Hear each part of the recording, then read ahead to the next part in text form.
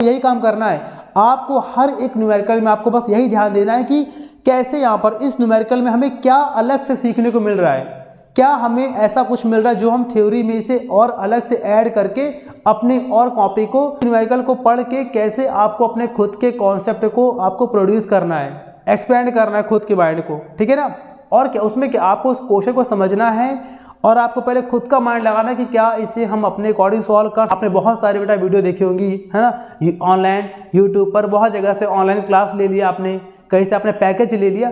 आपको सिर्फ ये समझना है कि वो टीचर्स करते कैसे हैं, उन टीचर्स को ये कैसे मालूम चलता है कि यहाँ पर ये कॉन्सेप्ट को हमें पुट कर देना है। आपको बेटा ये वहाँ पर सिखाते नहीं है, बस यहाँ पर खाली क्या होता है कि आप वहाँ पर क्यों इंटरेस्ट लेते हैं, आपको प्रॉपरली बाकायदे वहाँ पर आप सामने बैठे हैं और आपके सामने ऑनलाइन क्लासेस प्रॉपरली चल रही हैं। पूरे सारे चैप्टर में ये आपका बेनिफिट है कि एक ही लेवल का क्वेश्चन लॉन्ग में भी आता है और उसी लेवल का उतने ही स्टेप का क्वेश्चन आपका शॉर्ट में भी आता है, तो कहीं से कोई दिक्कत नहीं है। तो इसे आप पूरे बेटा मन से आपको समझना है कि इस क्वेश्चन को टैकल कैसे करना है, क्वेश्चन यहाँ पर क्या कह रहा है, हर एक वर्ड को समझना है। आपको बताया था आपको मैंने कि आपको खुद के लिए बेटा फोकस करना है, ठीक है। तो यहाँ पर क्वेश्चन हमसे बोला गया कैलकुलेट द वैल्यू एनर्जी, तो बाइंडिंग एनर्जी पर न्यूक्लियन ये भी हमें फाइंड करना है, ये पूरा फाइंड करना हमको। तो binding energy per nucleon find करने के लिए आपको पहले फाइंड करना पड़ेगा बाइंडिंग एनर्जी। तो मैं यहाँ पर ऐसे कर दे रहा हूँ कि सिंस बाइंडिंग एनर्जी, पहले हम यहाँ पर फाइंड करते हैं बाइंडिंग एनर्जी और इसके बाद हम फाइंड करेंगे बाइंडिंग एनर्जी पर न्यूक्लियन। आपके बोर्ड एग्जाम में बाइंडिंग एनर्जी को लेकर 2 टाइप के क्वेश्चंस आते हैं। अब हमारे यहाँ पर पढ़ते हैं न्यूक्लियस चैप्टर के न्यूमेरिकल्स को, ठीक है। अभी तक आप लोगों ने न्यूक्लियस चैप्टर के जितने भी इंपॉर्टेंट कंटेंट्स हैं वो सब कुछ आई होप आपने पूरा अच्छे से कंप्लीट कर लिया होगा। अब बेटा हम लोग तैयार करते हैं न्यूक्लियस चैप्टर के न्यूमेरिकल्स को। तो जितने भी बेसिक आपको कॉन्सेप्ट, जितने भी आपको बेसिक थ्योरी वगैरह लिखवाया गया होगा, उसी सारे थ्योरी को, उस सारे कॉन्सेप्ट को अच्छे से आप प्रिपेयर कर लीजिए, तैयार कर लीजिए, ठीक है ना। अब यहाँ पर देखिए पहला क्वेश्चन, वो सारे थ्योरी, वो सारे डेरिवेशंस, वो सारे कॉन्सेप्ट्स पर बेस्ड ही सारे हमारे न्यूमेरिकल्स यहाँ पर मिलेंगे आपको, ठीक है। यहाँ पर देखिए जो पहला क्वेश्चन है वो यहाँ पर है what amount of energy in joule obtained from 1 mg मतलब मिलीग्राम, 1 मिलीग्राम मास लॉस। आपसे यहाँ पर कहा जा रहा है कि 1 mg मतलब 1 मिलीग्राम मास को अगर हम एनर्जी में कन्वर्ट करें, यानी 1 मिलीग्राम मास का लॉस करें तो कितनी एनर्जी हमें रिलीज होकर मिलेगी, ठीक है। हमें यहाँ पर 1 mg के अराउंड एनर्जी फाइंड करना है। कैसे करेंगे ध्यान दीजिएगा। सिंस यहाँ पर हमें स्मॉल m दे रखा है कितना 1 मिलीग्राम, तो मिलीग्राम को ग्राम में कन्वर्ट करेंगे। मिलीग्राम को ग्राम में कन्वर्ट करने के लिए 10⁻³ से हमें मल्टीप्लाई करना पड़ता है, ठीक है। तो यहाँ पर आ जाएगा 1 क्रॉस 10⁻³ ग्राम। उसके बाद यहाँ पर हमें एनर्जी निकालना है, यानी कि हमें E निकालना है। तो यहाँ पर लगा देंगे आइंस्टाइन मास एनर्जी रिलेशन। तो यहाँ पर लिख देंगे according to the Einstein mass energy relation.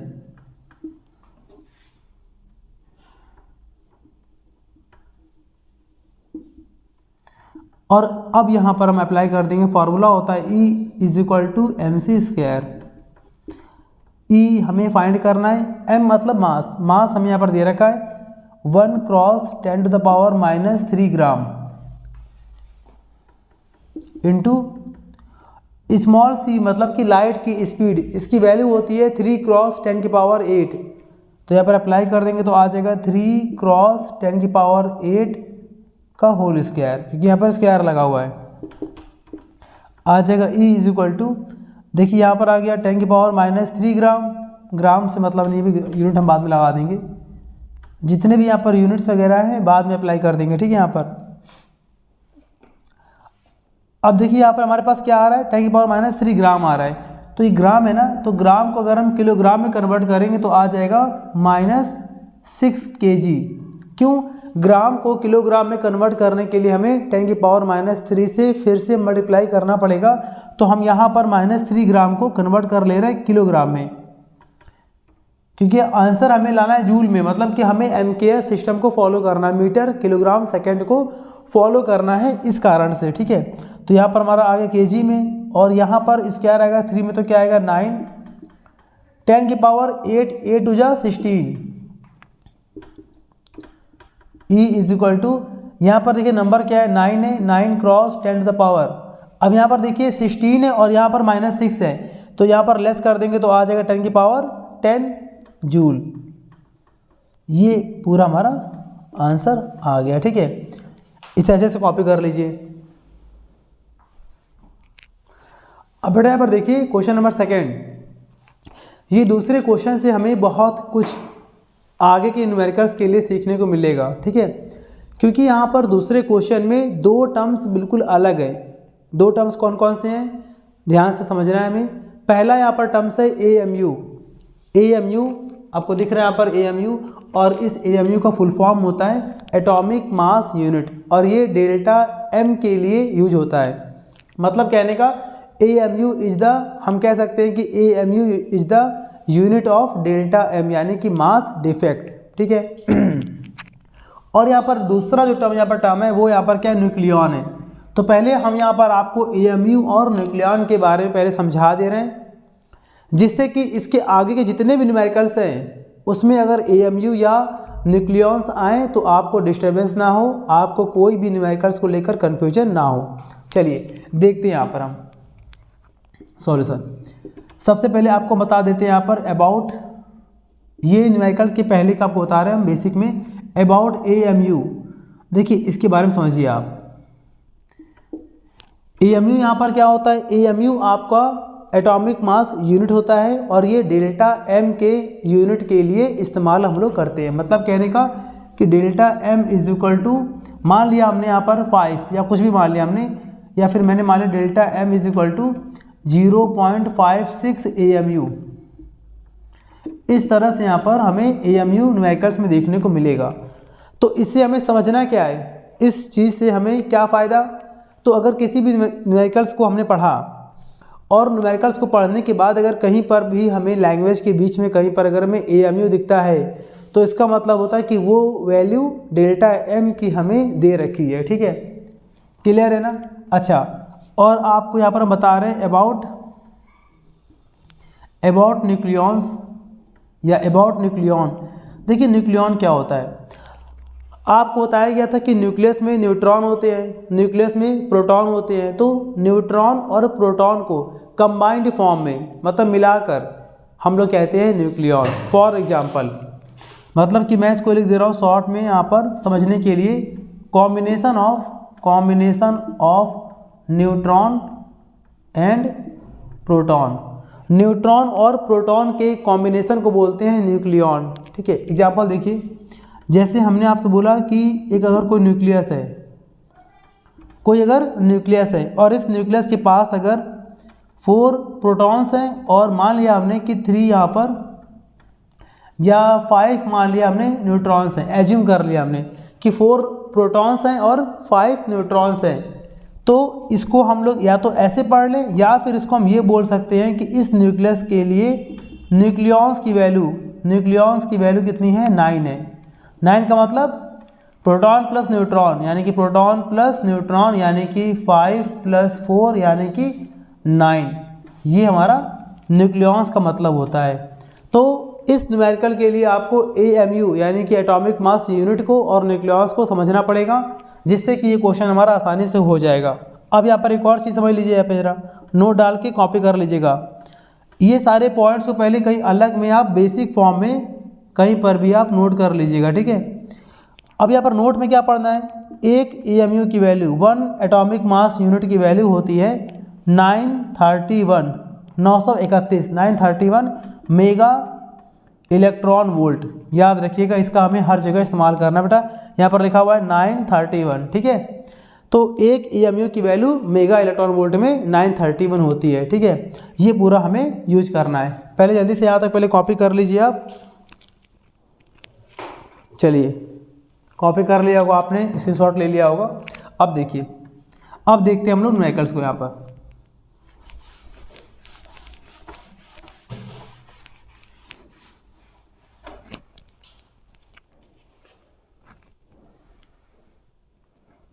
अब देखिए, तो यहाँ पर हमने क्या पढ़ लिया कि एक AMU की वैल्यू होगी 931 मेगा इलेक्ट्रॉन वोल्ट, ठीक है।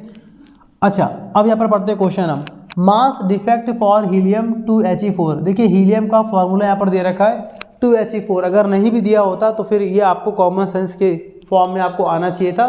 तो हीलियम का फॉर्मूला यहाँ पर दे रखा है और बोला गया हीलियम के लिए मास डिफेक्ट की वैल्यू दे रखी है 0.0304 AMU, यानी कि AMU से हमने यहाँ पर गैस कर लिया कि ये डेल्टा M है, ये डेल्टा M दे रखा है।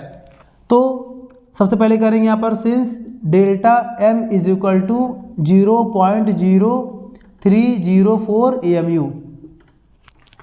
फिर हमसे बोला गया है find out binding energy per nucleon. आपने सिर्फ यहाँ तक थ्योरी में पढ़ा हुआ है, मैंने आपको यहीं तक थ्योरी में पढ़ाया हुआ है बाइंडिंग एनर्जी। तो बाइंडिंग एनर्जी पर न्यूक्लियॉन ये भी हमें फाइंड करना है, ये पूरा फाइंड करना हमको। तो binding energy per nucleon find करने के लिए आपको पहले फाइंड करना पड़ेगा बाइंडिंग एनर्जी। तो मैं यहाँ पर ऐसे कर दे रहा हूँ कि सिंस बाइंडिंग एनर्जी, पहले हम यहाँ पर फाइंड करते हैं बाइंडिंग एनर्जी और इसके बाद हम फाइंड करेंगे बाइंडिंग एनर्जी पर न्यूक्लियॉन। आपके बोर्ड एग्जाम में बाइंडिंग एनर्जी को लेकर दो टाइप के क्वेश्चंस आते हैं।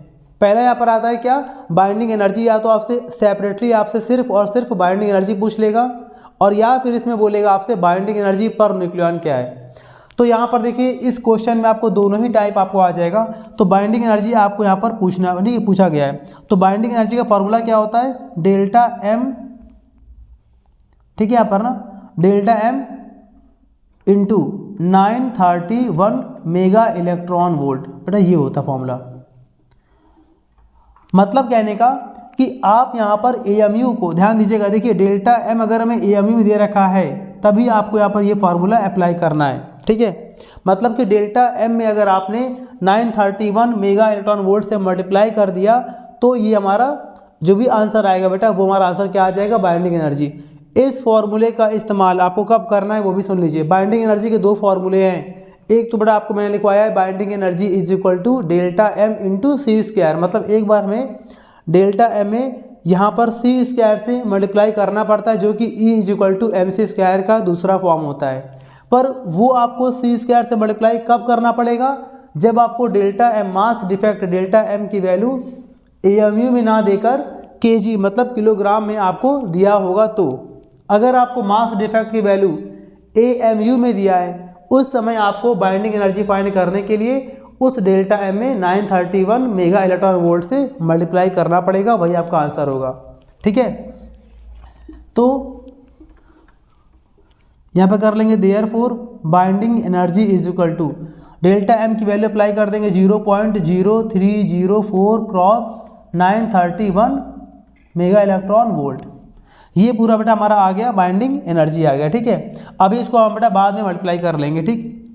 चलिए मान लीजिए अगर यहाँ पर सॉल्व करना हो कि सिर्फ अगर हमें यहाँ पर न्यूमेरिकल्स में बाइंडिंग एनर्जी पूछा गया तो हमें यहीं पर मल्टीप्लाई करके इसका आंसर लिख देना होगा, ठीक है। तो इसका आंसर आ जाएगा अप्रॉक्सीमेट 28.3024 राउंड ऑफ, ठीक है। आप बेटा यहाँ पर सॉल्व करिएगा, ठीक है। मैं यहाँ पर डायरेक्ट आप यहाँ आंसर लिख दे रहा हूँ, मेगा इलेक्ट्रॉन वोल्ट में आपका आंसर आ जाएगा, ठीक है, पहला, ठीक। लेकिन अभी हमारा क्वेश्चन के अकॉर्डिंग आंसर नहीं आया है। यहाँ पर बोला गया बाइंडिंग एनर्जी पर न्यूक्लियॉन, तो चलिए करते हैं यहाँ पर हम since binding energy per nucleon, ये कैसे करते हैं। देखिए यहाँ पर इसके क्वेश्चन में इसका आंसर है, यहाँ पर बोला गया बाइंडिंग एनर्जी, तो हम यहाँ पर कर देंगे बाइंडिंग एनर्जी पर का बेटा मतलब क्या होता है, डिवाइड करना है। और डिवाइड किससे करना है, न्यूक्लियॉन। न्यूक्लियॉन का मतलब क्या होता है, न्यूट्रॉन प्लस प्रोटॉन यानी कि एटॉमिक मास, ठीक है। तो यहाँ पर हम कर देंगे बाइंडिंग एनर्जी पर न्यूक्लियॉन का फॉर्मूला लगा देंगे यहाँ पर, बाइंडिंग एनर्जी अपॉन न्यूक्लियॉन, बस ये अंतर है। पर का मतलब डैश यानी अपॉन और न्यूक्लियॉन कर दिया, ठीक है। तो बाइंडिंग एनर्जी की वैल्यू यहाँ पर आ गई थी 28.3024 डिवाइड न्यूक्लियॉन आपको निकालना सिखाया था हमने, या तो इसमें आप प्रोटॉन निकालिए न्यूट्रॉन निकालिए, दोनों को ऐड कर दीजिए, या फिर इसके एटॉमिक मास को डायरेक्ट यहाँ पर ले लीजिए आप। तो इसका एटॉमिक मास कितना है, 4 है, तो यहाँ पर लगा देंगे 4 और यहाँ दिखा देंगे सिंस यहाँ पर न्यूक्लियॉन्स के लिए न्यूक्लियॉन्स यहाँ पर कितने हैं 4 है बेटा। कैसे? जो जनरली इसका एटॉमिक मास होता है वहाँ से निकाल लीजिए, या फिर आप n+p करके निकाल लीजिए। ये भी आपको निकालना मैंने सिखाया हुआ है, किसी भी एटम को देखकर न्यूट्रॉन और प्रोटॉन्स के नंबर्स को निकालना, ठीक है। अब बेटा यहाँ पर हम डिवाइड कर देंगे तो 7 पॉइंट समथिंग यहाँ पर कुछ आ जाएगा 7.0, ठीक है ना, ऐसे कुछ यहाँ पर राउंड ऑफ में आपका आंसर आ जाएगा 756 मेगा इलेक्ट्रॉन वोल्ट, ठीक है। जल्दी से कॉपी कर लीजिए अच्छे से। अब यहाँ पर देखिए क्वेश्चन नंबर थर्ड यहाँ पर देखिए, फ्रॉम यूरेनियम 235, यानी कि इसका एटॉमिक मास दे रखा है फिजन का मतलब बताया था आपको हमने कि जब भी कोई हैवी न्यूक्लियस लाइटर मतलब हल्के न्यूक्लियस में टूट जाता है बेटा, उसको हम लोग बोलते हैं क्या? Nuclear fission. तो यूरेनियम का यहाँ पर फिजन हो रहा है, ठीक है। 150 mega electron volt energy is produced, और ऐसा होने पर यूरेनियम 235 का जब हमने फिजन किया तो 150 mega electron volt energy release होती है। तो बड़ा इसको पहले हम यहाँ पर लिख देते हैं सॉल्यूशन में, पहले यहाँ पर लिखते हैं टोटल एनर्जी, ये बेटा हमारी आ गई है 150 मेगा इलेक्ट्रॉन वोल्ट, ठीक है। अब बेटा हमसे आगे बोला गया है इफ द रिएक्टर्स आउटपुट, पहले समझिए आप जरा रिएक्टर्स क्या होते बेटा। देखिए हर एक चीज़ को, हर एक प्रॉपर्टी को, हर एक इंसिडेंट को कहीं पर एक्सपेरिमेंट करते हैं जब बेटा हम लोग, तो उसके लिए कोई ना कोई कंटेनर होता है। तो जहाँ पर जिस कंटेनर के अंदर आप कह सकते हैं जिस भी सिस्टम के अंदर न्यूक्लियर फ्यूजन रिएक्शन कराया जाता है उस सिस्टम को हम लोग कहते हैं रिएक्टर। तो हमसे यहाँ पर बोला गया है कि if the reactors output power, उसका आउटपुट पावर दे रखा है इज़ 4.8 मेगावाट। MW का मतलब मेगावाट, ध्यान दीजिए यहाँ पर लिखा हुआ है MW मतलब मेगावाट। तो हमें यहाँ पर रिएक्टर के आउटपुट पावर के बारे में इंफॉर्मेशन दे दी गई है। तो हम यहाँ पर करेंगे since output power is equal to 4.8 megawatt. तो सबसे पहले हम लोग बेटा यहाँ पर मेगावाट को पहले जूल में कन्वर्ट करते हैं, ठीक है। हम लोग मेगावाट को जूल में कन्वर्ट करते हैं। कैसे यहाँ पर करेंगे ध्यान दीजिएगा, यहाँ पर लिखा है 4.8, तो ऐसे कर देंगे 4.8 क्रॉस 10⁶, और यहाँ बचेगा हमारे पास वाट। मेगा को हटाने के लिए 10⁶ से हम लोग मल्टीप्लाई करते हैं, ठीक है। उसके बाद वाट का मतलब क्या होता है, तो वाट को हम लोग अरेंज कर लेंगे, तो यहाँ पर हम यहाँ कर दे रहे हैं, तो इसका मतलब हो जाएगा 4.8 क्रॉस 10⁶ जूल पर सेकेंड, ठीक है। अब यहाँ पर आउटपुट पावर हमें दे रखा है जूल पर सेकेंड। कैसे हुआ? वाट का मतलब क्या होता है? जूल पर सेकेंड। जितने भी यहाँ पर बेसिक कॉन्सेप्ट आप समझते जा रहे हैं उसको अलग से आप कॉपी कर लीजिए, ठीक है। यानी कि वाट को हम लोग कहते हैं जूल पर सेकेंड। अगर आपको इसमें डाउट है या फिर अगर आप उसको लर्न नहीं कर पा रहे हैं तो एक फार्मूला होता है बेटा P is equal to W/T। P for power, W for work, T for time. Power का मतलब वाट, वर्क का मतलब जूल पर सेकेंड। तो यहाँ पे जनरली आपको याद रखना पड़ेगा कि वाट को हम लोग जूल पर सेकेंड कहते हैं, ठीक है। अब इसके बाद यहाँ पर ये फोकस करना है कि हमें जो रिएक्टर से जो भी एनर्जी प्रोड्यूस हो रही है उस एनर्जी की वैल्यू मेगा इलेक्ट्रॉन वोल्ट में दिया गया है, लेकिन जो आउटपुट पावर है उसकी वैल्यू जूल में आ रही है। तो यहाँ पर करेंगे हम लोग क्या, यहाँ पर हमें जूल को भी मेगा इलेक्ट्रॉन वोल्ट में कन्वर्ट करना पड़ेगा, जिससे कि हम इनको आसानी से आराम से सॉल्व कर पाएँ। तो यहाँ पर सीखने जा रहे हैं कि जूल को मेगा इलेक्ट्रॉन वोल्ट में कैसे कन्वर्ट करते हैं, ध्यान दीजिएगा।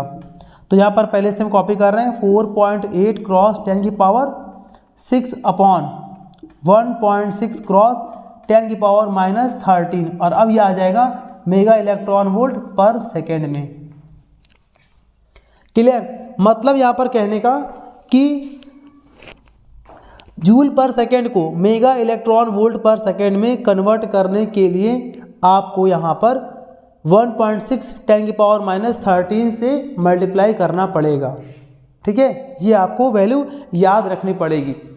अच्छा, यहाँ पर आप पर सेकेंड लगाएं चाहे ना लगाएं, क्वेश्चन में यहाँ पर हमें टाइम के बारे में कोई भी रेफरेंस नहीं दे रखा है, तो इसके रेस्पेक्ट में सेकेंड को 1 मान लीजिए, कोई दिक्कत नहीं, ठीक है। यानी कि ओवरऑल ये भी एनर्जी और ये भी एनर्जी है। यहाँ पर सेकेंड से कन्फ्यूज आप मत होना, ठीक है। आगे हम लोग आते हैं, यहाँ तक आ गया।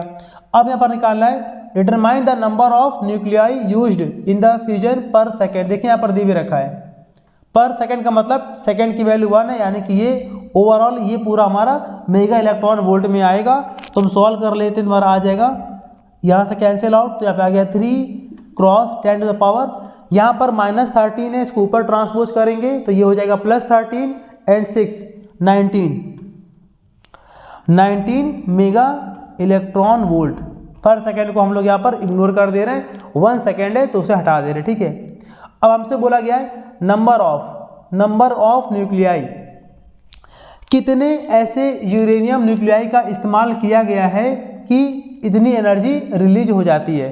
यानी कि आपको इस क्वेश्चन में नंबर ऑफ न्यूक्लियाई फाइंड करना है। कब? जब आपको इसके रेस्पेक्ट में पावर दे रखा है, इसके रेस्पेक्ट में आपको पूरी ओवरऑल एनर्जी दे रखी है।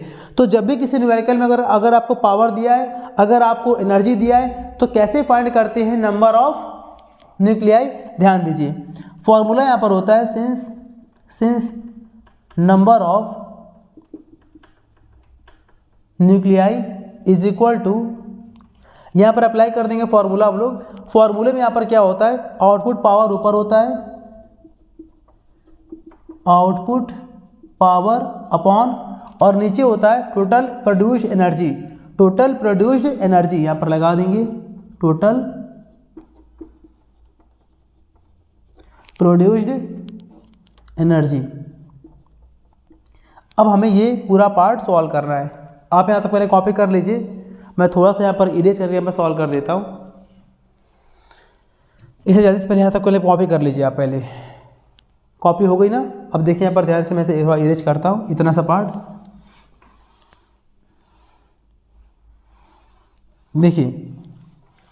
आप देखिए बेटा, मैंने यहाँ पर इरेज कर दिया है, तो आपके पास ये नोट होगा, वहाँ से ज़रा आंसर को मैच करिएगा। तो यहाँ पर आ जाएगा, इसके मैं आगे कर रहा हूँ, नंबर ऑफ न्यूक्लियाई निकालना था, यहाँ पर इज इक्वल टू लगा दिया। आउटपुट पावर हमारा यही तो है आंसर हमारा भी। अपने कॉपी में जहाँ पे आपने इसको नोट किया है वहाँ पर देख लीजिए, 3 क्रॉस 10 टू द पावर 19 यहाँ पर लगा देंगे, 3 cross 10 to the power 19 mega electron volt upon, और नीचे लिखा है टोटल प्रोड्यूस्ड एनर्जी, ये हमें यहाँ पर दे रखा है। मैंने अभी आपकी कॉपी में भी लिखवाया था। इस न्यूमेरिकल्स को, इस चैप्टर के न्यूमेरिकल्स को करने का तरीका आपको मैं बता रहा हूँ कि मेरे साथ साथ आप सॉल्व करते जाइए समझ कर। जैसे मैंने अगर इस स्टेप तक कर दिया है तो वहाँ तक समझ कर मेरे साथ आप अपने अपने फेयर कॉपी, अपने नोट्स में मेरे साथ साथ यहाँ पर कॉपी करते जाइए, जिससे कि जब मैं अगला स्टेप यहाँ पर करूँगा तो आप वहाँ पर आराम से देख के मैच कर सकते हैं, ठीक है ना। तो आउटपुट पावर तो मैंने अभी यहाँ पर कन्वर्ट करके फाइंड कर लिया था, 3 cross 10 to the power 19 mega electron volt. Total produced energy हमें गिवन थी 150, इसको मैंने आपके अभी इस नोट्स में कॉपी में भी लिखवाया था, तो यहाँ पर अप्लाई कर देंगे 150। अब बेटा यहाँ पर 150 मेगा इलेक्ट्रॉन वोल्ट, तो यहाँ पर यूनिट से यूनिट यहाँ पर पूरा कट जाएगा, मेगा इलेक्ट्रॉन वोल्ट से mega electron volt cancel out.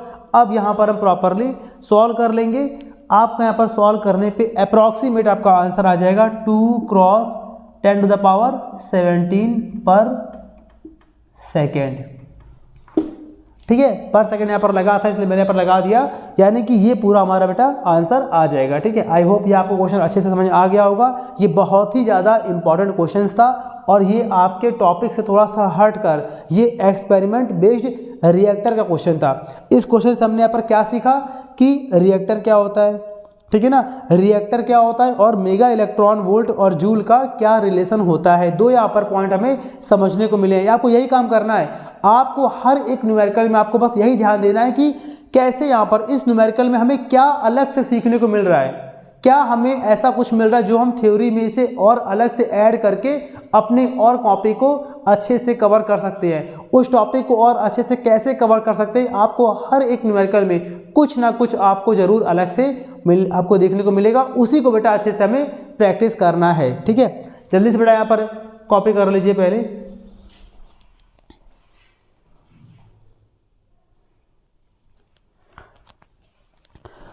अब यहाँ पर देखिए क्वेश्चन नंबर 4। क्वेश्चन नंबर 4 को ध्यान से आपको समझना है। यहाँ पर क्या लिखा गया है, in nuclear fission 0.993 gram of helium is obtained from 1 gram of hydrogen. तो अब इस क्वेश्चन को आगे पढ़ने से पहले आपको इस लाइन का मतलब समझना पड़ेगा, ठीक है। ध्यान से समझिए यहाँ पर क्या यहाँ पर मतलब है इसका। आपसे यहाँ पर बोला गया है 1 ग्राम ऑफ हाइड्रोजन, 1 ग्राम आपको हाइड्रोजन दिया गया और उस 1 ग्राम हाइड्रोजन से आपने ऑब्टेन्ड किया, मतलब बनाया। और क्या बनाया आपने बनाया हीलियम। और हीलियम कितना बनाया 0.993 ग्राम, यानी 1 ग्राम से कुछ कम। यानी कि इस क्वेश्चन में आपको यहाँ पर ये बोला जा रहा है कि आपके पास यहाँ पर हाइड्रोजन था, यहाँ पर क्या था हाइड्रोजन था, और इस हाइड्रोजन का अमाउंट कितना था बेटा 1 ग्राम, और आपने इसको कन्वर्ट किया हीलियम में, और इस हीलियम का अमाउंट आपको दे रखा है 0.993 ग्राम। ये आपने इससे ऑब्टेन्ड किया। ये यहाँ पर क्वेश्चन का मतलब है। जब तक आपको क्वेश्चन का मतलब न्यूमेरिकल्स में आपको क्वेश्चन का मतलब समझ में नहीं आएगा, किसी भी तरह से आप उस न्यूमेरिकल के लिए एक्सपर्ट नहीं बन सकते हैं। इसीलिए मैं यहाँ पर बार बार अपने न्यूमेरिकल्स वाले वीडियो में आपको मैं फोकस करता हूँ कि इसके थॉट को समझिए, इसके कॉन्सेप्ट पर ध्यान दीजिए। हमसे बोला गया है 1 ग्राम हाइड्रोजन था और जो हीलियम बना वो कितना बना 0.993 ग्राम हीलियम बना। तो अब इस लाइन से हमें यहाँ पर क्या समझ में आ रहा है, इस लाइन से हमें यहाँ पर ये समझ में आ रहा है कि 1 ग्राम से 0.993 ग्राम बना, तो ये वैल्यू 1 ग्राम से क्या है छोटी है ना, यानी कि 1 ग्राम क्या है बड़ा है ना। तो 1 ग्राम दिया गया और आपने 1 ग्राम हीलियम नहीं बना पाए, हम लोगों से 0.993 ग्राम हीलियम बोला गया कि इतना बना है। तो इसमें अगर आपसे पूछें कि कुछ ना कुछ मास कम हो रहा है ना, यहाँ पर 1 ग्राम था, यहाँ पर इतने ग्राम है, तो कितना मास कम हो रहा है उसे यहाँ पर बोला जाएगा मास डिफेक्ट। तो यहाँ पर हम करने वाले हैं देयरफॉर मास डिफेक्ट यानी delta M is equal to. तो यहाँ पर हम क्या करेंगे हाइड्रोजन के मास में से हीलियम के मास जो कि हमने बनाया है, तो हाइड्रोजन के मास में से हीलियम के मास को लेस कर देंगे, ठीक है। तो यहाँ पर आ जाएगा 1 ग्राम माइनस 0.993 ग्राम। अब यहाँ पर लेस कर लेंगे तो 1 ग्राम में से अगर इसको लेस करेंगे तो आ जाएगा 0.007 ग्राम।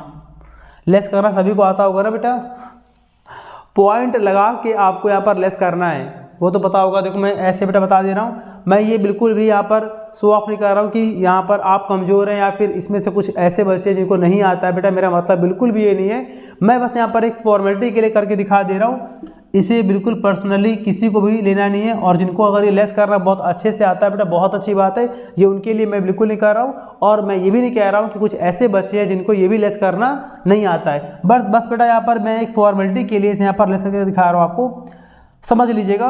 तो 1 ग्राम को हम ऐसे बोल सकते हैं, कितने भी यहाँ पर 1 के बाद 0 लगा सकते हैं, कितने मतलब इतने लगाओगे बेटा आप जितना कि यहाँ से लेस हो जाए। ये नहीं कि मैंने बोला कितने भी, तो आप लाइन से पूरा बोर्ड भर दो, लाइन से बेटा पूरी कॉपी भर दो आप। तो यहाँ पर आ गया ये 1 ग्राम को मैंने ऐसे एक्सपेंड कर दिया, यहाँ पर क्या लिखा है 0.993। ऐसे बेटा यहाँ पर लेस किया जाता है, लेस कहाँ सबको आता है, मैं ऐसे कर दे रहा हूँ। यहाँ पर 0 में से 3 जाएगा नहीं, 10 माइनस 3 कितना है 7 आ गया, 990 0.0, ठीक है ना।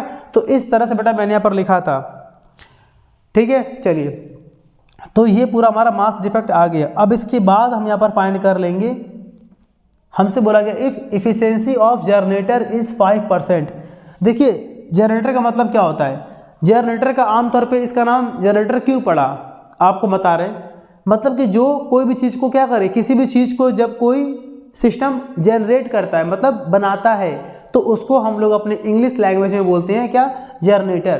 तो आपसे बोला गया कि जिस सिस्टम से ऐसा हो रहा है, क्या हो रहा है 1 ग्राम हाइड्रोजन हीलियम में कन्वर्ट हो रहा है, उस जनरेटर के लिए जो इफिशिएंसी है वो कितनी है 5%। इसका मतलब कि जितनी भी एनर्जी निकल रही है वो उसका केवल 5% ही कन्वर्ट कर पा रहा है, जनरेट कर पा रहा है एनर्जी, ठीक है ना। ये इसका मतलब होता है। इफिशिएंसी का मतलब क्या होता है, जो भी इसकी एबिलिटी है, जो भी इसकी क्षमता है, जो भी इसकी पावर है, वो कितनी है केवल 100 में 5%, मतलब कि 100 में 5%, ठीक है।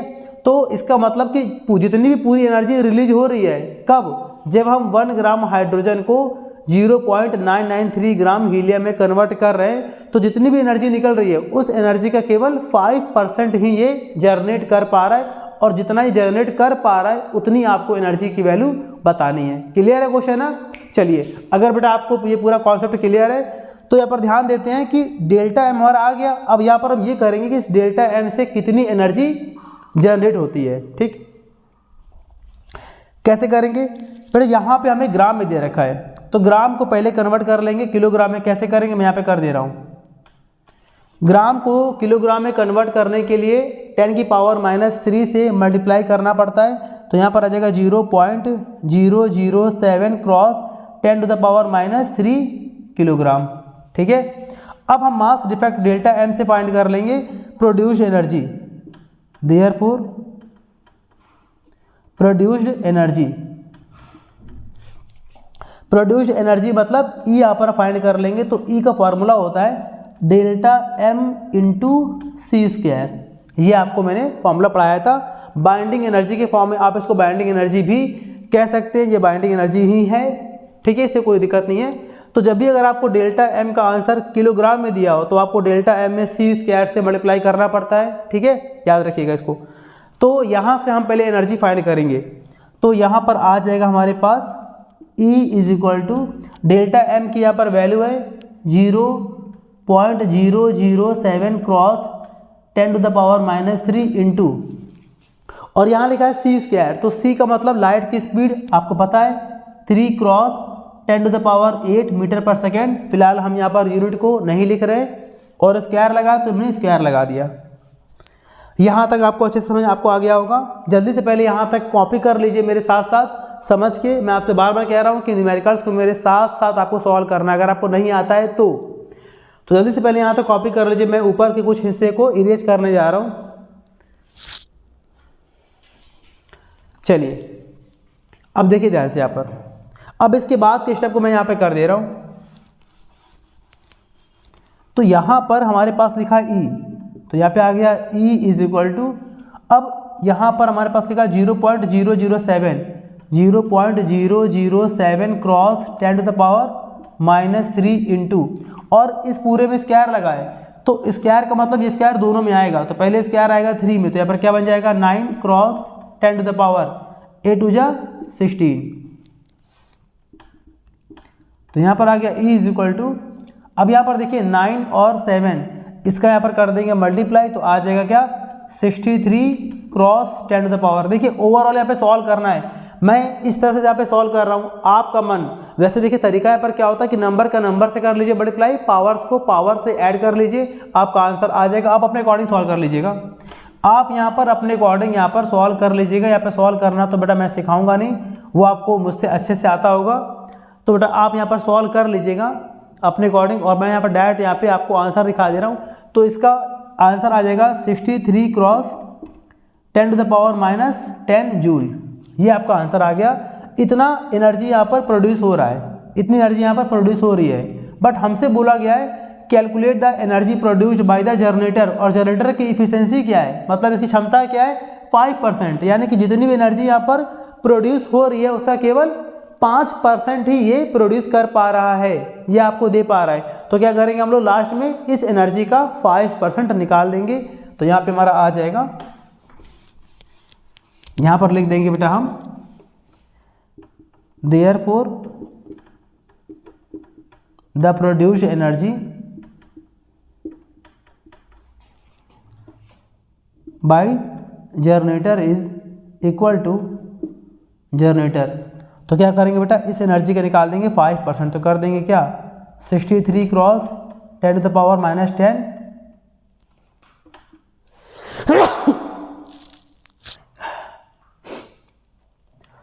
सर्दी बेटा हो गई है। देखिए यहाँ पर, तो यहाँ पर इसका यहाँ पर हम फाइंड कर लेंगे 5%, तो यहाँ पे हमारे पास आ जाएगा इंटू 5%, सॉल्व कर लेंगे तो आ जाएगा 63 cross 10 to the power -10 cross 5/100। और बेटा यहाँ पे ओवरऑल आप यहाँ पर सॉल्व कर लीजिएगा पावर के साथ, तो यहाँ पे आपका आंसर आ जाएगा पॉइंट के फॉर्म में 3.15 क्रॉस 10 जूल। ये बेटा आपका फाइनल आंसर आ गया। पहले इसमें 5 से मल्टीप्लाई करिएगा, पावर यहाँ पर 2 जीरो है, पॉइंट लगा देंगे, हमारा आंसर राउंड ऑफ में आ जाएगा, ठीक है ना। आई होप बेटा ये आपको क्वेश्चन अच्छे से आ गया होगा। ये क्वेश्चन था इफिशिएंसी बेस्ड, जल्दी से इसे कॉपी कर लीजिए।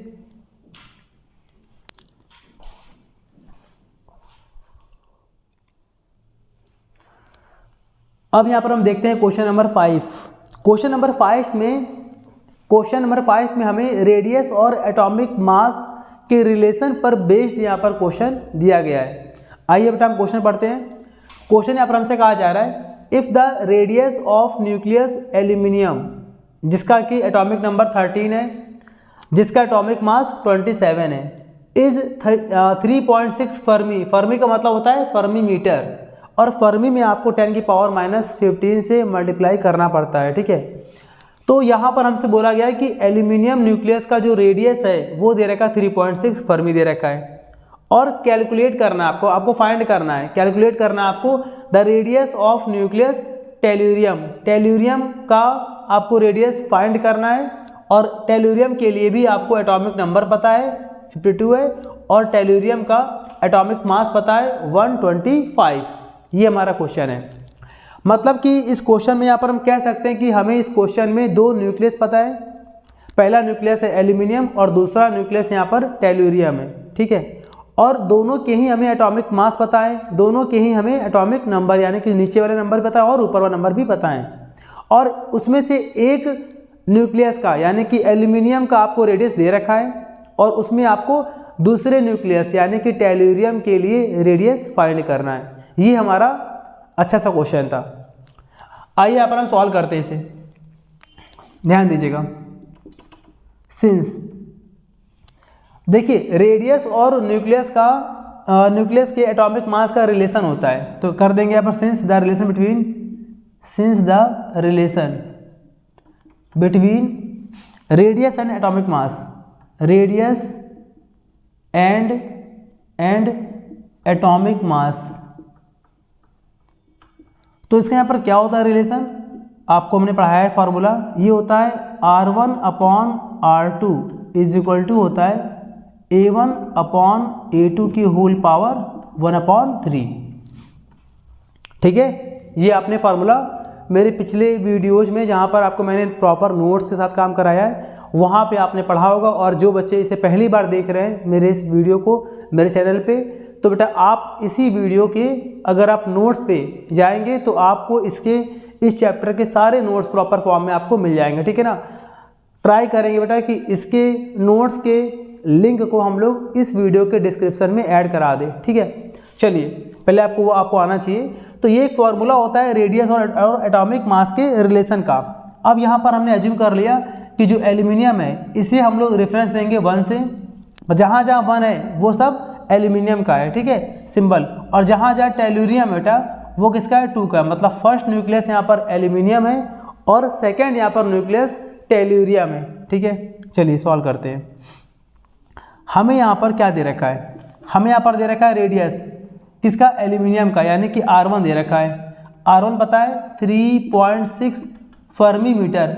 देखिए मैं इसको फर्मी यहाँ पर क्वेश्चन में लिखा हुआ है, ऐसे ही क्वेश्चन बोर्ड में भी आते हैं, तो फर्मी का मतलब कॉमन सेंस है फर्मी मीटर होगा। तो मैंने R1 की वैल्यू यहाँ पर पुट कर दिया 3.6 फर्मी मीटर FM। और आपको एल्यूमिनियम का एटॉमिक मास पता है तो उसको मैंने लिख दिया A1 से। आपको यहाँ पर A1 दे रखा है, एटॉमिक मास पहले वाले का 27 दे रखा है। ऐसे ही अगर हम बात करें आपको, तो आपको यहाँ पर R2 फाइंड करना है। क्यों, आपसे यहाँ पर कहा गया है कि टेल्यूरियम के लिए रेडियस बताइए, फाइंड करना है। और आपको टेल्यूरियम यानी कि दूसरे न्यूक्लियस का आपको एटॉमिक मास दे रखा है, यानी कि आपको यहाँ पर A2 दे रखा है 125। ये बेटा पूरा हमें गिवन है, तो इसके बेस पर यहाँ पर सॉल्व करेंगे हम लोग। जितनी वैल्यू पता है वहाँ अप्लाई कर दीजिए। R1 की वैल्यू दे रखी है 3.6, लगा देंगे 3.6, ठीक है, फर्मी मीटर। अपॉन R2 की वैल्यू फाइंड कर रही है तो अपॉन में R2 ऐसे रहेगा, इज इक्वल टू A1 की वैल्यू 27 दे रखी है, अपॉन और A2 की वैल्यू दे रखी है 125, और होल पावर यहाँ दे रखी है 1/3, होल पावर यहाँ पर दे रखी है 1/3। अब इसको हमें प्रॉपरली सॉल्व कर लेना है। कैसे करेंगे? 3.6 fermi metre upon R2 is equal to 27 को हम लोग कह सकते हैं 3 का क्यूब, 27 को हम कह सकते हैं 3 का क्यूब, और 125 होता है 5 का क्यूब। तो इसको हम ऐसे कर लेंगे 3/5 की होल पावर 3। 3/5 की होल पावर 3 का मतलब जब 3 की पावर 3 करेंगे तो आएगा 27, और जब 5 की पावर 3 करेंगे तो आ जाएगा 125। ठीक है, ये तो अंदर का है ना, लेकिन इसके पूरे होल पावर क्या है? 1/3 लगा देंगे यहाँ पर, हम होल पावर लगा देंगे 1/3। ये आपको बात यहाँ पर समझना है। याद रखिएगा 99% इस चैप्टर में अगर रेडियस और एटॉमिक मास का क्वेश्चन आता है तो आपको ऐसा ही नंबर दिया जाएगा जो नंबर वास्तव में किसी न किसी का क्यूब होता है। ठीक है, तो यहाँ पर 3 और 3 कैंसिल आउट, पावर की पावर लगी हो तो पावर्स का मल्टीप्लाई, तो 3 का जब करेंगे मल्टीप्लाई 1/3 में तो 3 कैंसिल आउट, तो यहाँ पर आ जाएगा हमारे पास 3.6 fermi metre upon R2 is equal to, यहाँ पर बचेगा हमारे पास ओनली 3/5। अब यहाँ पर कर लेंगे क्रॉस मल्टीप्लाई, तो मैं यहाँ पर कर दे रहा हूँ। ठीक है, एक स्टेप यहाँ पर मैं कर दे रहा हूँ, एक स्टेप इसके बाद स्टेप यहाँ पर कर दे रहा हूँ, ध्यान दीजिएगा यहाँ पर। तो यहाँ पर देखिए क्रॉस मल्टीप्लाई, तो 3 का इंटू का R2 में तो क्या आएगा? 3 into R2 is equal to, और 5 का इसमें आएगा तो आएगा 3.6 फर्मी मीटर इंटू 5। तो यहाँ पर 3 को मल्टीप्लाई में डिवाइड में आएगा तो 3.6 के डिवाइड में आ जाएगा 3, तो 3 से अगर कैंसिल करेंगे तो यहाँ पर क्या आएगा? 1.2, और 1.2 का इंटू करेंगे 5 में तो आएगा 6। आप इसे अपने अकॉर्डिंग भी सॉल्व कर सकते हैं। तो यहाँ पे ओवरऑल हमारा आ जाएगा answer R2 is equal to 6 fermi metre. ये बेटा हमारा प्रॉपरली आंसर आ गया है। इस क्वेश्चन को आपने अच्छे से समझ लिया होगा, जल्दी से इसे अच्छे से कॉपी कर लीजिए।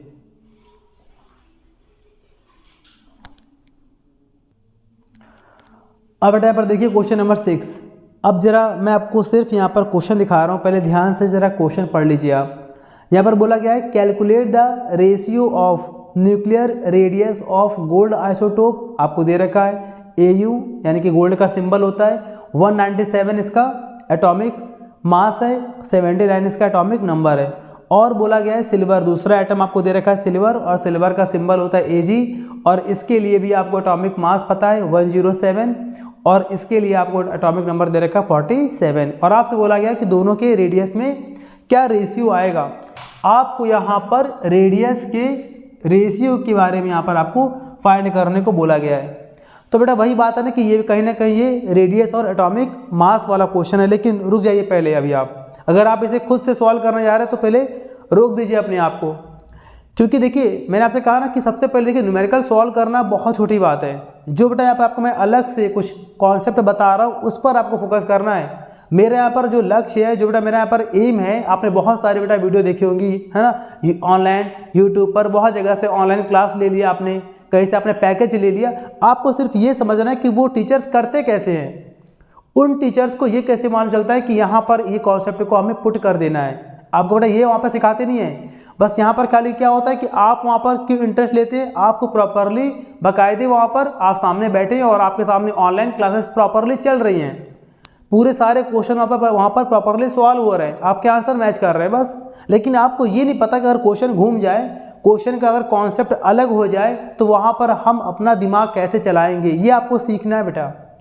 ये आपको जल्दी किसी वीडियो में आपको नहीं सिखाया जाएगा, और इसके लिए बेटा मैं ये नहीं कह रहा हूँ कि आपको मैं यहाँ पर सिखाने आया हूँ, मैं आपको यहाँ पर एक रास्ता दिखा रहा हूँ कि इस तरह से आप अपने आप को कैपेबल बना लेंगे कि किसी भी न्यूमेरिकल को पढ़ के कैसे आपको अपने खुद के कॉन्सेप्ट को आपको प्रोड्यूस करना है, एक्सपेंड करना है खुद के माइंड को, ठीक है ना।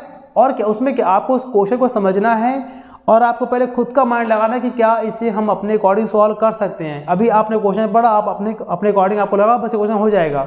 आप समझिए इसमें थोड़ा सा खेल है, इसमें थोड़ा सा अलग बड़ा प्ले है, इसमें एक अलग से थोड़ा सा अलग गेम है यहाँ पर। क्या कि आपको मैंने बोला था कि जब भी रेडियस और एटॉमिक मास वाला क्वेश्चन आएगा तो 99% वहाँ पर एटॉमिक मास जो दिया होगा वो किसी न किसी नंबर का क्यूब होगा, बट यहाँ पर ऐसा नहीं है, देखिए ध्यान से। बट यहाँ पर दे रखा 197 और 107 दे रखा है, तो इसका मतलब यह है कि अगर ये क्यूब रूट नहीं है तो इसका प्रॉपरली कोई परफेक्ट आंसर भी नहीं आएगा।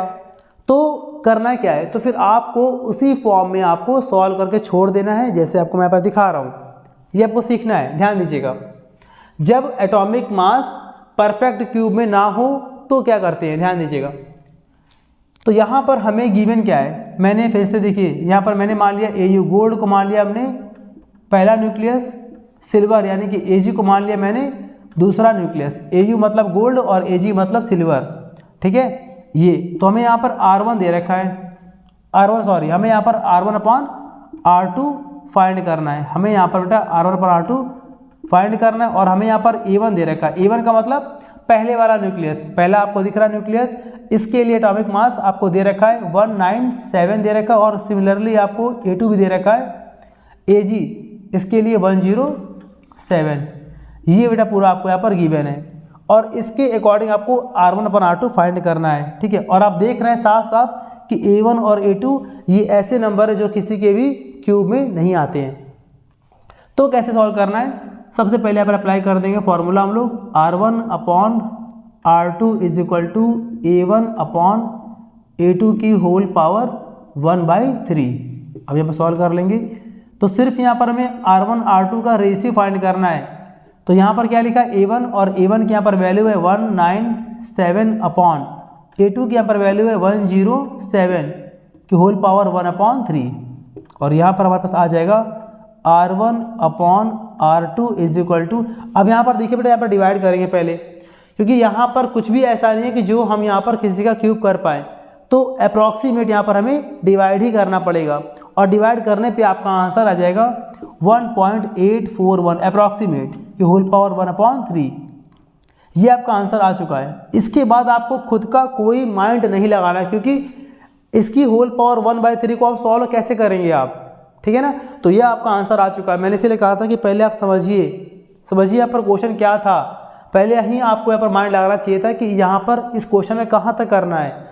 ये आपको देखने में लग रहा था कि क्वेश्चन नंबर 6 और इसके पहले वाला क्वेश्चन नंबर 5 दोनों सेम है। मैं आपसे कह रहा हूँ कि हाँ दोनों सेम हैं, पर सिर्फ और सिर्फ लैंग्वेज, कुछ लैंग्वेज यहाँ पर सेम है। जो सॉल्व करके फाइंड करना है और कैसे फाइंड करना है, ये बेटा बहुत अंतर है, ठीक है ना। तो अगर कोई ऐसा नंबर आता है जिसका कोई भी क्यूब रूट नहीं है तो उसकी 1/3 को हम लोग ऐसे ही छोड़ देंगे। हाँ ये अलग की बात है कि अगर उस बोर्ड एग्जाम में आपको कहीं पर भी अगर ये बोला जाए, ये यहाँ पर लिखा हो क्या, टेक, मतलब अगर आपको यहाँ पर क्वेश्चन में, ध्यान दीजिए क्वेश्चन पढ़ लीजिए, क्वेश्चन के एंड में अगर आपको लास्ट में बोला जाए कि 1.841 की होल पावर 1/3 की वैल्यू ये ले लीजिए, जैसे कि अगर आपको यहाँ पर टेक करके बोला जाए कि टेक 1.841 की whole power 1/3 is equal to 1.23, अगर आपको ऐसे बोला जाए कि भाई इसको आप इस तरह से यहाँ पर इस्तेमाल कर सकते हैं, इसकी वैल्यू अगर आपको क्वेश्चन पेपर में बोर्ड में दे के आती है बेटा, तो आप इसे आसानी से यहाँ पर कॉपी कर सकते हैं। तो आपका आंसर आ जाएगा R1 upon R2 is equal to, और इसकी वैल्यू कितनी है 123, नीचे कुछ है नहीं, अपॉन 1 लगा लेंगे, ठीक है। ये आपका रेशियो का आंसर आ गया बेटा, डन।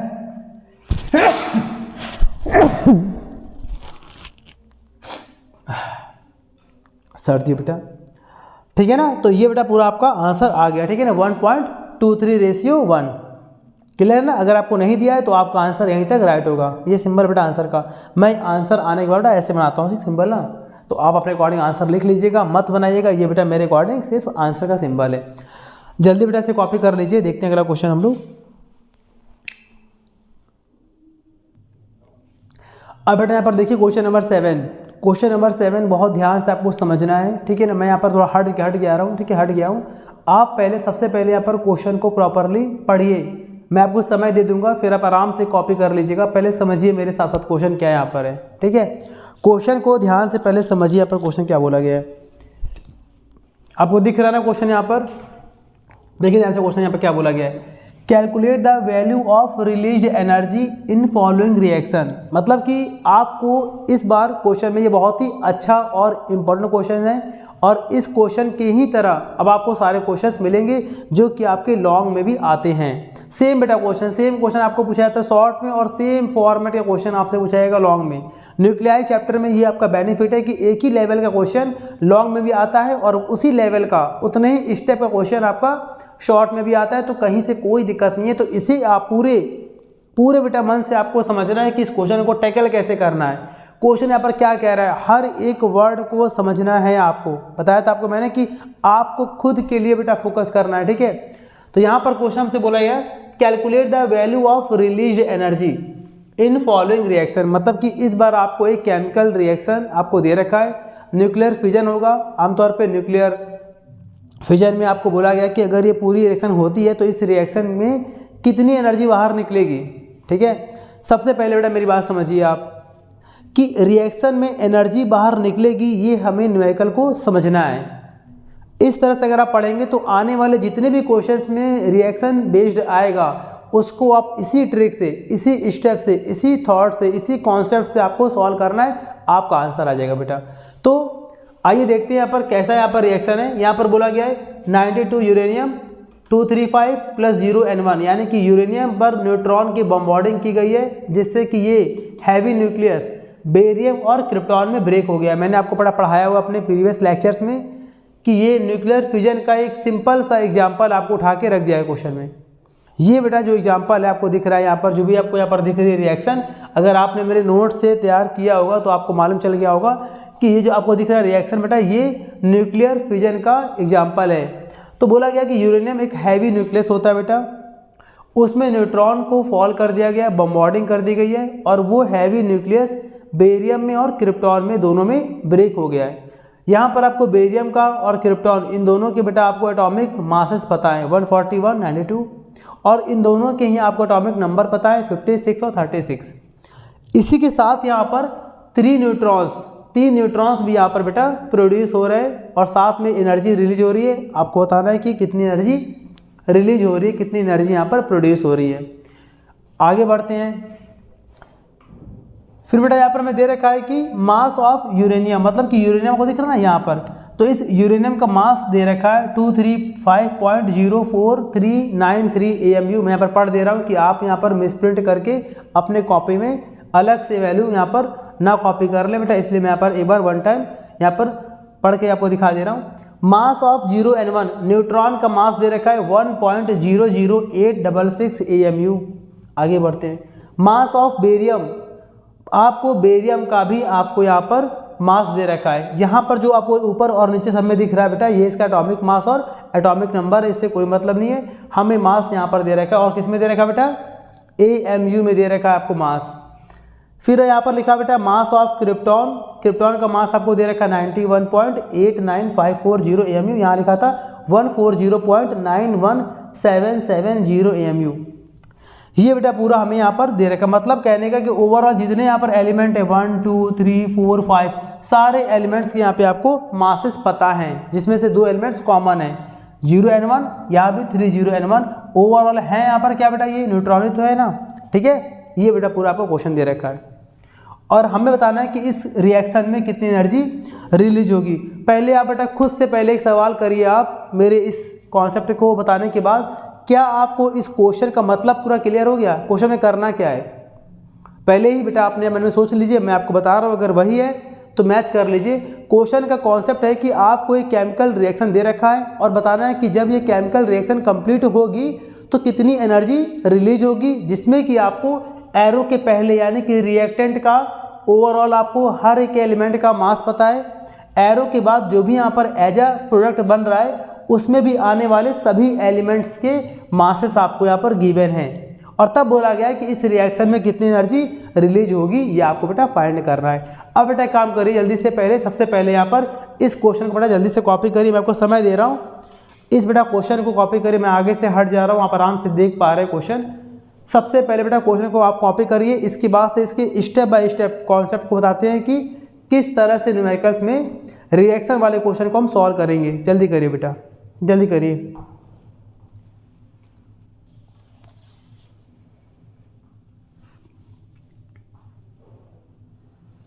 जल्दी बेटा कॉपी कर लीजिए आराम से, स्टेप बाय स्टेप क्वेश्चन को बहुत ध्यान से बेटा कॉपी करिए, आप मेरी बातों को सुनते रहिए, कोई दिक्कत नहीं है। क्वेश्चन पर बेटा फोकस करिए, क्वेश्चन पे सारी वैल्यू को अच्छे से देखिए बेटा, कॉपी में नोट करिएगा।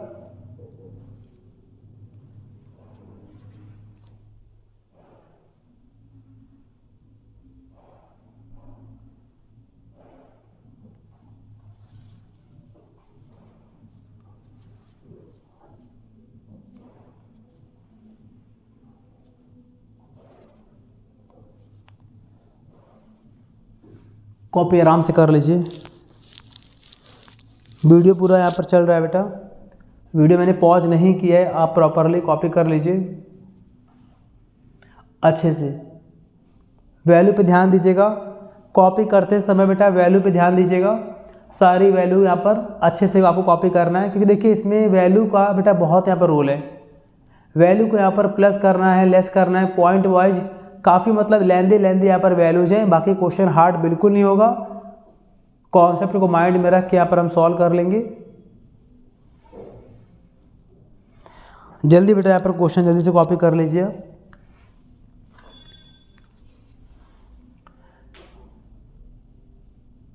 जूम आउट करके आप वैल्यू को देख लीजिएगा, जूम करके।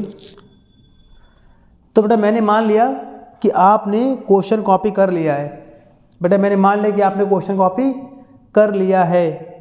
तो अब बेटा मैं यहाँ पर आगे बढ़ रहा हूँ, ठीक है। क्वेश्चन यहाँ पर सॉल्व करने हम लोग चल रहे हैं कि यहाँ पर क्वेश्चन को सॉल्व कैसे किया जाए, क्वेश्चन यहाँ पर सॉल्व कैसे किया जाए। आपने क्वेश्चन कॉपी कर लिया होगा बेटा, अब मैं आपको यहाँ पर कंटिन्यू करने जा रहा हूँ, ठीक है। चलिए समझते हैं बेटा हम लोग यहाँ पर।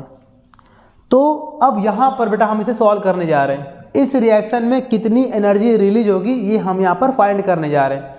तो इस रिएक्शन में क्या है बेटा, सबसे पहले आपको रिएक्शन में फोकस करना है रिएक्टेंट, फिर आपको बेटा फोकस करना है प्रोडक्ट। तो आपको करना है यहाँ पर क्या है कि सबसे पहले आप ये मालूम कर लो कि रिएक्टेंट का ओवरऑल टोटल मास क्या है, और फिर बेटा आप ये फाइंड कर लो कि उस रिएक्शन के प्रोडक्ट में जो भी यहाँ पर एलिमेंट्स आ रहे हैं उन सबके ओवरऑल मास की वैल्यू क्या है। और आप पाएंगे कि हमेशा रिएक्टेंट का मास प्रोडक्ट के मास से ज़्यादा होगा, यानी कि रिएक्टेंट ज़्यादा आपको दिया गया था और जो बना है रिएक्टेंट से प्रोडक्ट बना है वो कम बना है, यानी कि वहाँ पर मास डिफेक्ट हुआ है। तो ये आपको दिख रहा है ना बेटा, ये पूरा क्या है रिएक्टेंट है और बेटा ये पूरा क्या है प्रोडक्ट है। तो इसका ओवरऑल मास ज़्यादा आएगा, यहाँ से यहाँ तक का ओवरऑल मास कम आएगा। तो इसके मास में से इसके मास को, यानी कि रिएक्टेंट के मास में से प्रोडक्ट के मास को हम लेस कर लेंगे बेटा, और लेस करने पर जो भी आंसर आएगा वो बेटा हमारा होगा डेल्टा एम, यानी कि मास डिफेक्ट। तो पहले हम यहाँ तक कॉपी करते हैं, उसके बाद आपको बताते हैं आगे कंटिन्यू। चलिए आपने कॉपी कर लिया, तो मैं यहाँ से सॉल्यूशन बेटा स्टार्ट कर रहा हूँ, फिर मैं यहाँ पर इरेज करता जाऊँगा, ठीक है ना। मैं यहाँ पर बेटा इरेज करता जाऊँगा, मेरे साथ साथ आपको समझना है, कॉपी करना है, ठीक है ना। पहले समझना है, फिर पॉज करके पहले कॉपी कर लीजिएगा मेरे साथ साथ। चलिए तो यहाँ पर हम सबसे पहले करेंगे since total mass of reactants. सबसे बेटा पहले यहाँ पर हम पूरे रिएक्टेंट्स के टोटल मास की वैल्यू फाइंड करेंगे। तो यहाँ पर कैसे फाइंड करेंगे, मास ऑफ यूरेनियम यहाँ पर लगा देंगे, क्या मास ऑफ यूरेनियम प्लस, और साथ में यहाँ पर कर देंगे मास ऑफ न्यूट्रॉन, यानी कि 0n1, ठीक है। अब बेटा इसको हम लोग सॉल्व यहाँ पर कर दे रहे हैं। मैं इस क्वेश्चन के लैंग्वेज को अभी के लिए फिलहाल इरेज कर रहा हूँ, आपका क्वेश्चन पूरा कॉपी हो चुका है आई होप। तो यहाँ पर ध्यान दीजिए, तो यहाँ पर हम सॉल्व कर लेंगे तो आ जाएगा हमारे पास टोटल मास ऑफ रिएक्टेंट्स आ जाएगा। मास ऑफ यूरेनियम आपको दे रखा है 235.04393 AMU प्लस बेटा यहाँ पर लिखा है मास ऑफ 0n1 यानी कि न्यूट्रॉन, और न्यूट्रॉन का मास आपको दे रखा है 1.00866 AMU।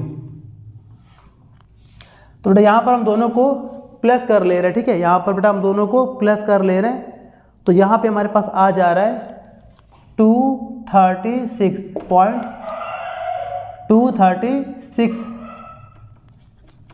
आप यहाँ पे आ जा रहा है 236 पॉइंट, और उसके बेटा बाद आ जा रहा है आपका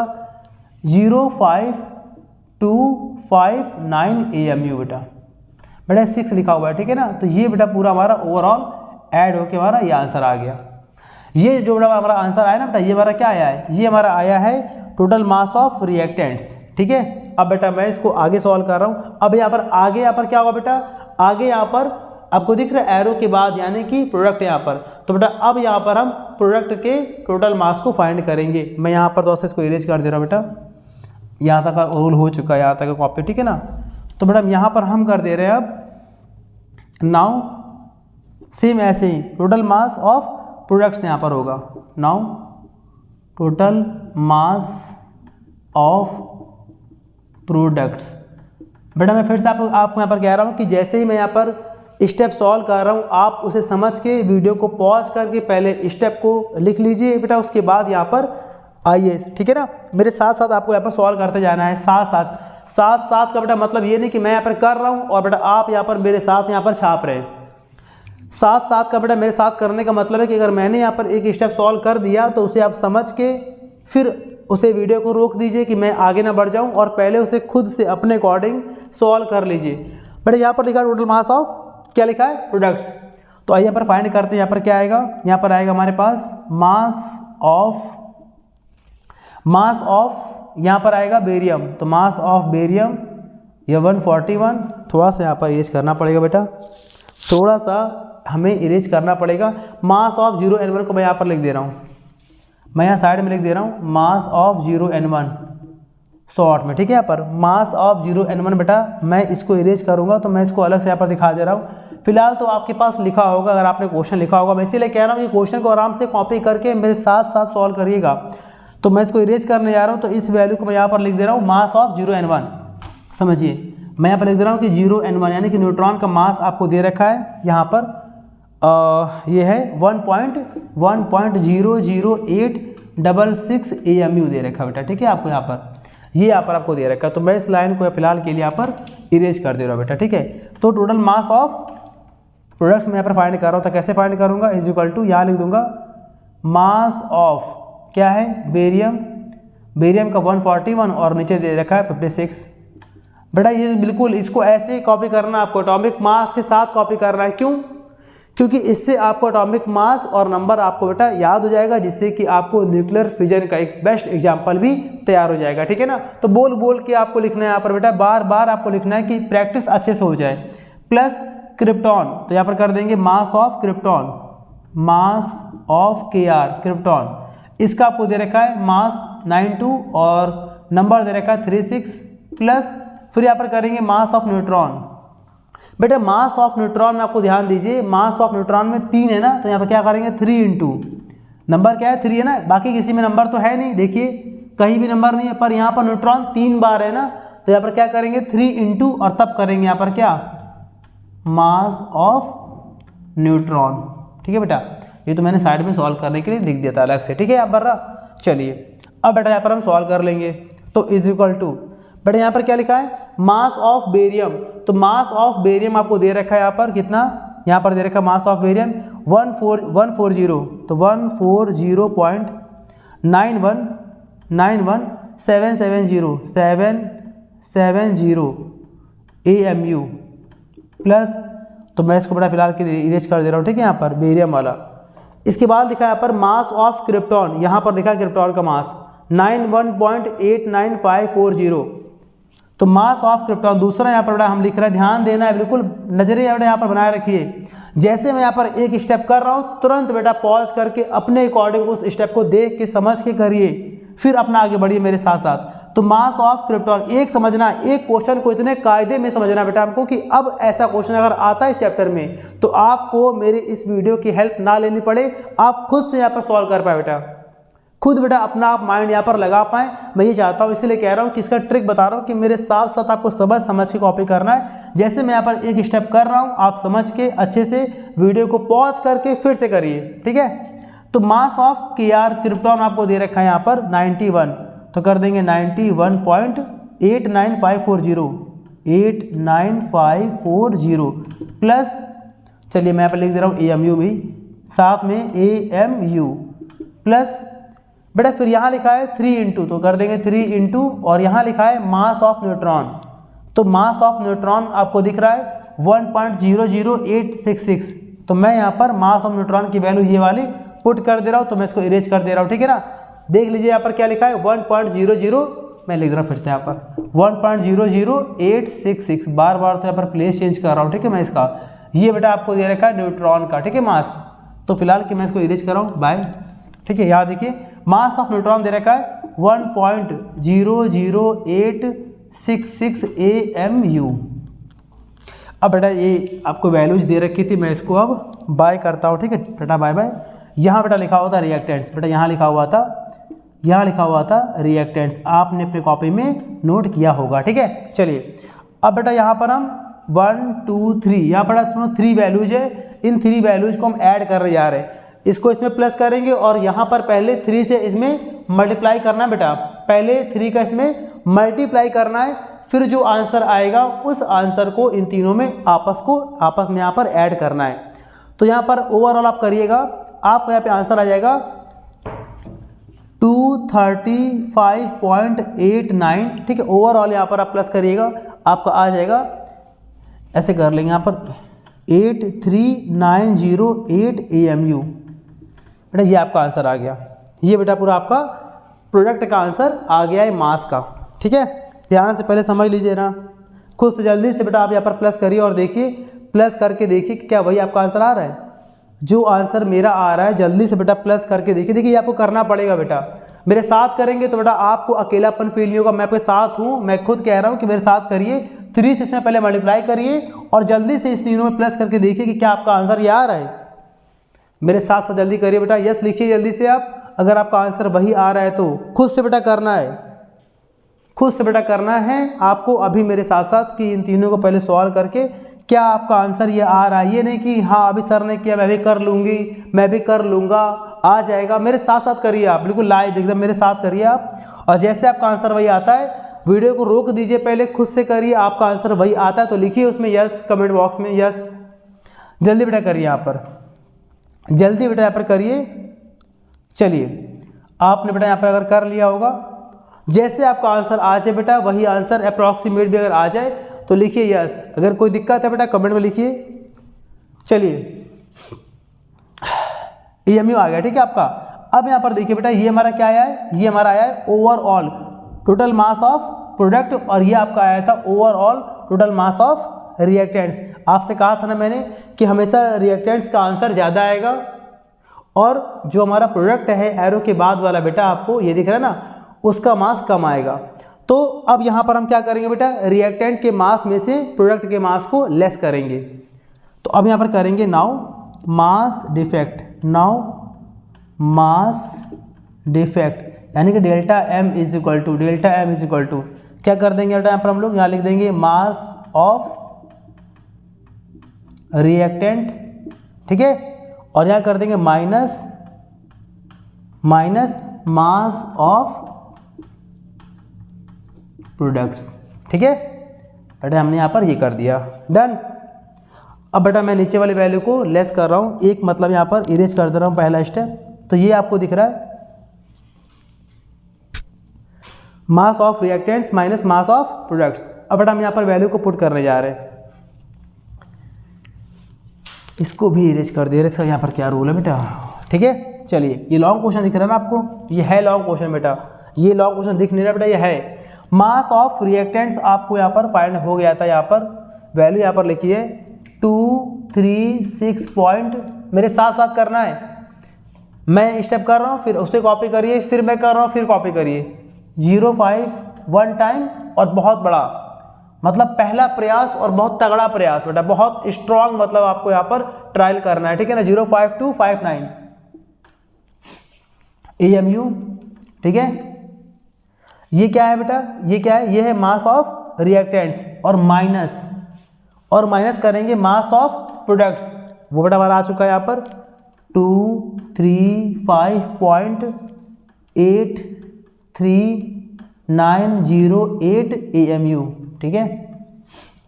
चलिए बेटा अब मैं ऊपर की वैल्यू को थोड़ा सा इरेज कर दे रहा हूँ। पहले जल्दी से तो कॉपी करिए। अगर आप बेटा मेरे साथ साथ कॉपी कर रहे हैं तो आपको टाइम लगना नहीं चाहिए, आप यहाँ तक जल्दी से बेटा कॉपी कर लीजिए मेरे साथ साथ। अब बेटा हम ऊपर वाली कुछ वैल्यूज़ को जो मैंने सॉल्व किया है थोड़ा सा बेटा मैं यहाँ पर इरेज करने जा रहा हूँ, ठीक है। चलिए अब बेटा यहाँ पर देखिए ध्यान से, अब यहाँ पर देखिए ये वैल्यू वगैरह मैं इरेज कर दे रहा हूँ। ठंडी पड़ना बेटा स्टार्ट हो गई है, ठंडी पड़ना स्टार्ट हो गई बेटा, ठीक है। तो ध्यान रखिए अपना अच्छे से स्वास्थ्य का। मुझे बेटा अब ये रखना पड़ेगा, सर्दी जुकाम के लक्षण दिख रहे हैं आपको मेरे अंदर। अब देखिए यहाँ पर डेल्टा एम बेटा आ गया हमारा, तो अब इस वाली वैल्यू में से इसको लेस करना है। 236.05259 में से 235.83908 को लेस करना है। वीडियो पॉज करिए और लेस करिए और बताइए यहाँ पे क्या लेस करने पे आंसर आ रहा है। जल्दी से बेटा खुद से लेस करिए, मेरे साथ साथ लेस करिए, जल्दी से बताइए लेस करके आंसर क्या आ रहा है। कमेंट बॉक्स में वो आंसर लिखिए। देखिए बेटा साथ में रहिए मेरे, बेटा मुझे भी कुछ अच्छा लगे कि हाँ आप मेरे साथ क्वेश्चन को सॉल्व कर रहे हैं। बेटा मेरे साथ साथ बेटा आप यहाँ पर सॉल्व करिए। कमेंट बॉक्स में लिखिए कि हाँ लेस करने पे आपका राउंड ऑफ में आंसर क्या आ रहा है। जल्दी बेटा करिए स्पीड से, वीडियो पॉज करिए, लेस करिए, रिप्लाई करिए बेटा जल्दी से। चलिए करिए आप। चलिए आई होप आपने लेस कर लिया होगा बेटा। मैं यहाँ पर लेस करके आपको बता रहा हूँ। आपने अगर इसमें से इसको लेस किया है, आपका आंसर आ चुका बेटा। मैं यहाँ पर मैच करा दे रहा हूँ आपका आंसर। तो आपका आंसर यहाँ पर आ जा रहा है अप्रॉक्सीमेट 0.21351। अगर बेटा हल्का फुल्का अगर 1-2 अगर यहाँ पर डिजिट अगर आगे पीछे है बेटा कोई दिक्कत नहीं है, वो भी राउंड ऑफ में चलेगा, ठीक है।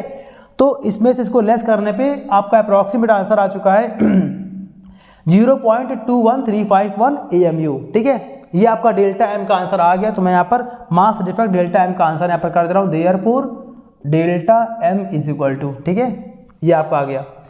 अब बेटा मैंने आपको एक बात बोली थी, अगर आपको याद होगा तो इसी वीडियो के शुरुआत में मैंने आपसे कहा था, इसी वीडियो के शुरुआत में स्टार्टिंग में आपसे मैंने कहा था कि यदि अगर डेल्टा एम का आंसर AMU में आता है तो बाइंडिंग एनर्जी या फिर प्रोड्यूस्ड एनर्जी या फिर रिलीज्ड एनर्जी कुछ भी बेटा अगर यहाँ पर फाइंड करने को बोला जाए, अगर डेल्टा एम का आंसर AMU आता है तो आपको बेटा वहाँ पर 931 से मल्टीप्लाई करना था।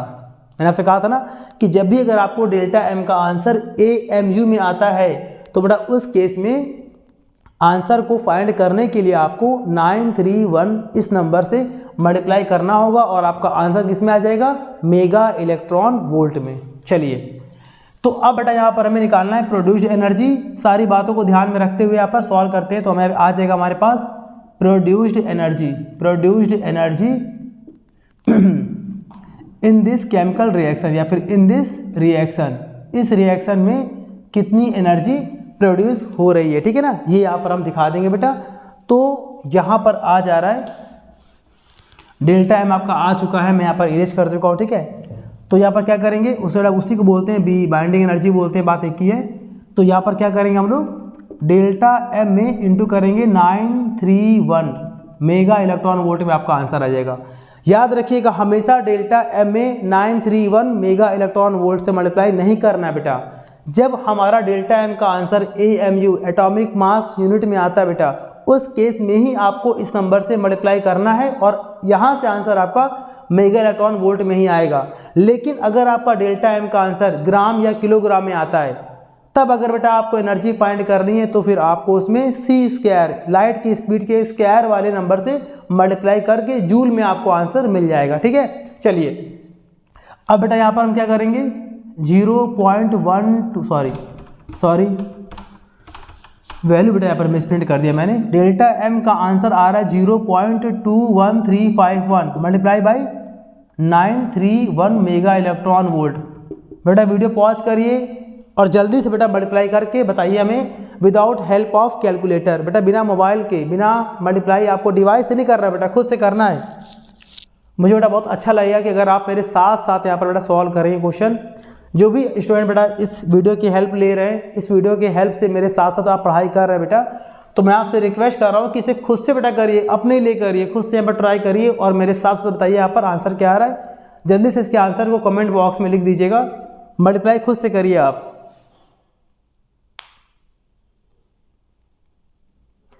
खुद से बेटा करिए, इसका आंसर आ जाएगा 198.778। बेटा इसका आंसर आ जाएगा 198.778 मेगा इलेक्ट्रॉन वोल्ट। बेटा ये आपका आंसर आ गया है। आई होप बेटा आपको आज का ये बेटा वीडियो आपको बहुत पसंद आया होगा, बहुत अच्छा आपको लगा होगा बेटा। ये सारे क्वेश्चन जितने बेटा आपको मैंने क्वेश्चन कराए कॉन्सेप्ट के साथ आपको अपने नोट्स में ट्राई करना है, नोट्स में आपको नोट कॉपी में आपको नोट करना है प्रॉपरली, और आपको बेटा बहुत जल्दी इसके न्यूक्लियाई चैप्टर के न्यूमेरिकल्स के पार्ट 2 में आपको मिलते हैं, ठीक है ना। इसे बेटा अच्छे से आप सॉल्व कर लीजिएगा। तब तक बेटा अपना ध्यान रखिए, अपने फैमिली का अपना बेटा ध्यान रखिएगा। ओके बेटा, चलिए चलते हैं हम लोग, बाय।